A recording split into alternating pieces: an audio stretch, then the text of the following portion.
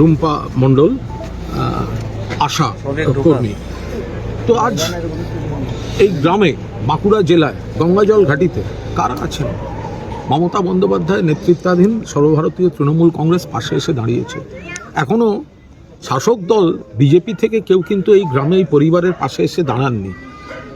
তাদের নিয়ে যাওয়ার চেষ্টা হচ্ছে কোনো মন্ত্রীর সঙ্গে দেখা করতে, কিন্তু এখানে এসে দাঁড়াচ্ছে।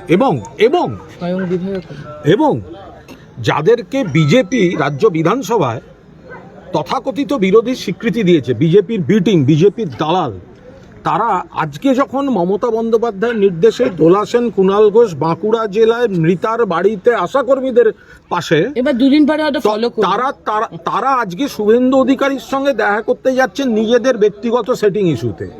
এইটা হচ্ছে দুটো তফাৎ। তারা আজকে বলছে এসআইআর, আরে এসআইআর ওগুলো নিয়ে আমরা সরব, তার জন্য বিধানসভাও আছে।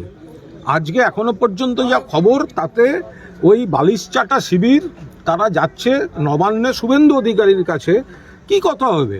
সব নিজেদের ব্যক্তিগত অঙ্কের, কি করে তারা থাকবেন, একটা পরিষদীয় অঙ্কে অস্তিত্বের সংকটে পড়েছেন, তারা নিজেদের করতে যাচ্ছেন। কাहीं পে নিগাহে কাहीं পে নিশানা।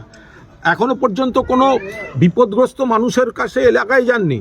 যেদিনকে মমতা বন্দ্যোপাধ্যায়ের নির্দেশে সর্বভারতীয় তৃণমূল কংগ্রেসের দোলা সেন, কুণাল ঘোষ বাঁকুড়ায় আশাকর্মীর পরিবারের গ্রামে দাঁড়িয়ে রয়েছে, সেদিনকে এরা নিজেদের অঙ্কে কলকাতায় বসে সেটিং অঙ্কে ওখানে যাচ্ছে। ফলে আসল বিরোধী কারা, মানুষের পাশে কারা থাকেন, মমতা বন্দ্যোপাধ্যায়ের স্রোতই থাকেন, সেটা আজকে আর একবার প্রমাণিত।